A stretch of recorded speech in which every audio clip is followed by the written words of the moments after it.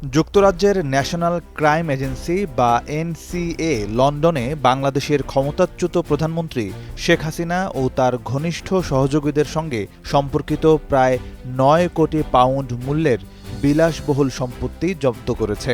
বাংলাদেশি টাকায় যার পরিমাণ প্রায় ১,৪৭৯ কোটি টাকা। দুর্নীতির মাধ্যমে অর্জিত এবং অর্থ পাচারের টাকায় এই সম্পত্তিগুলো কেনা হয়েছে বলে প্রাথমিকভাবে সন্দেহ করা হচ্ছে।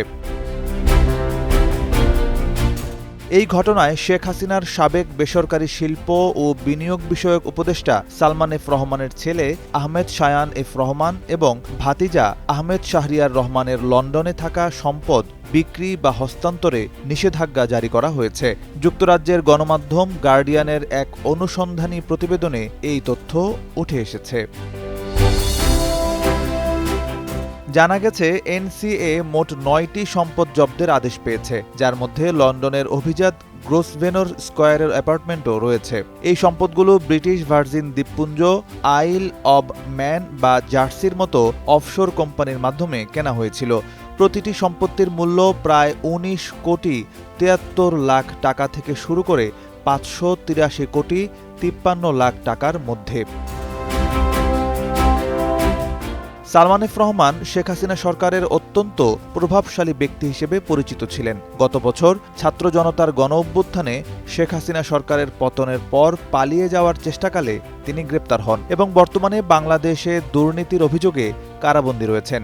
এর আগে দ্য গার্ডিয়ান ও দুর্নীতি বিরোধী আন্তর্জাতিক সংগঠন ট্রান্সপারেন্সি ইন্টারন্যাশনালের যৌথ অনুসন্ধানে শায়ান ও শাহরিয়ারের নামে থাকা সম্পদের পাশাপাশি শেখ হাসিনার ঘনিষ্ঠ ব্যক্তিদের মালিকানায় প্রায় ৪০ কোটি পাউন্ডের সম্পদের তথ্য প্রকাশিত হয়েছিল।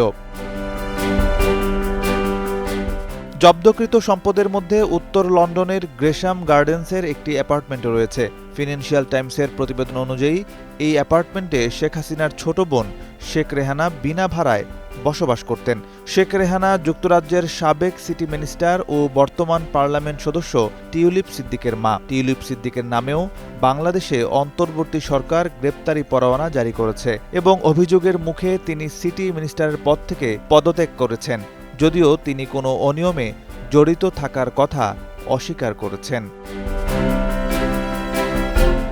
এনসিএ জানিয়েছে এটি একটি চলমান দেওয়ানি তদন্তের অংশ।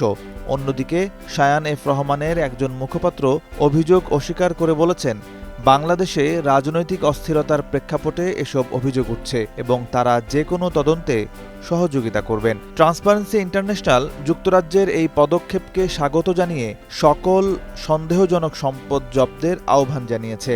এই ঘটনা সাবেক শাসকদের অবৈধ সম্পদ ফিরিয়ে আনার বিষয়ে বাংলাদেশ সরকারের প্রচেষ্টায় নতুন মাত্রা যোগ করতে পারে। নিউজ ডেস্ক, সময়ের আলো।